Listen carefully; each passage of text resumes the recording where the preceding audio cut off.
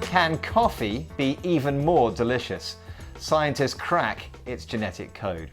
This is News Review from BBC Learning English, where we help you understand news headlines in English. I'm Neil. And I'm Georgie. Make sure you watch to the end to learn the vocabulary you need to talk about this story. Don't forget to subscribe to our channel so you can learn more English from news headlines. Now, the story. Researchers in Italy have created a complete genetic map of Arabica coffee. They say this will allow us to create new flavours of one of the world's most popular drinks. It could also lead to coffee plants that can cope with climate change.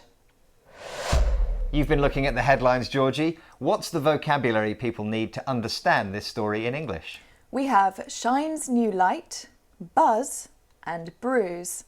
This is News Review from BBC Learning English.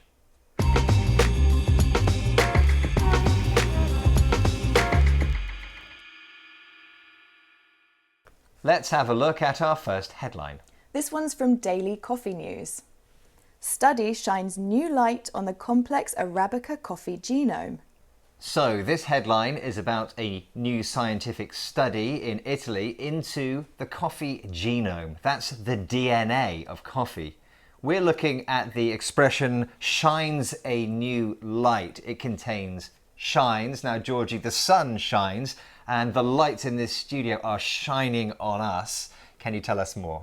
Yes, well, in a literal sense, when something shines, it gives out a bright light. This lamp in the studio is shining a light on your big coffee stain on your script, Neil. Yes, it's horrible and messy, isn't it?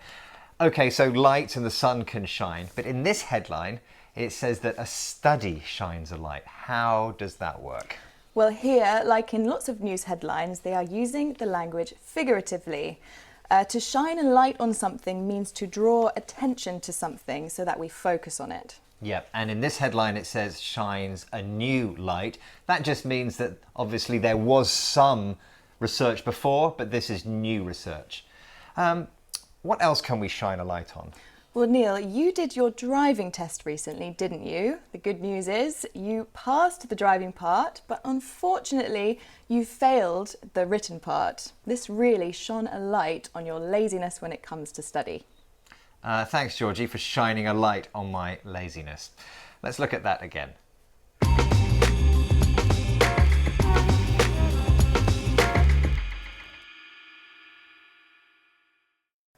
Let's have our next headline.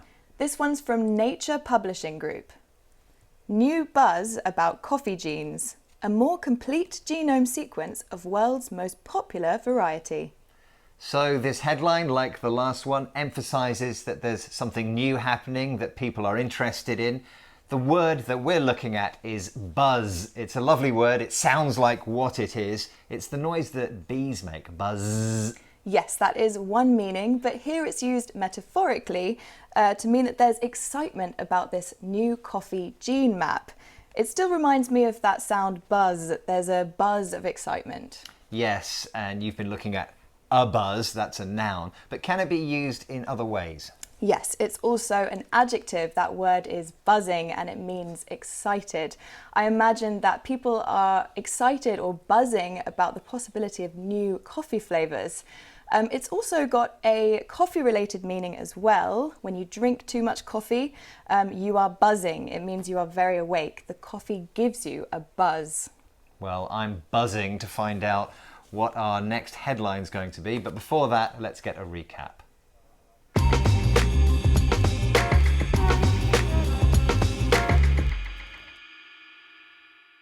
Let's have our next headline. This one's from the BBC. New coffee genetic map promises better brews.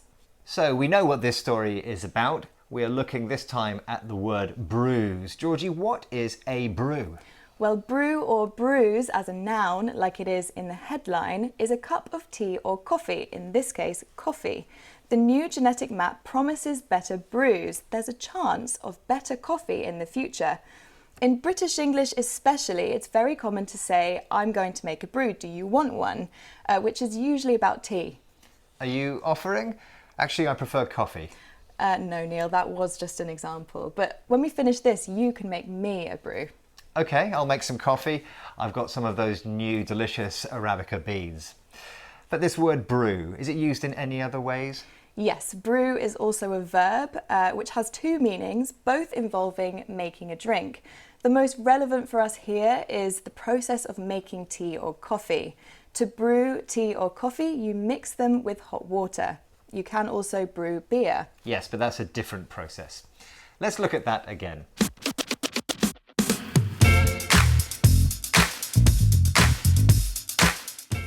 We've had shines a light, draws attention to something.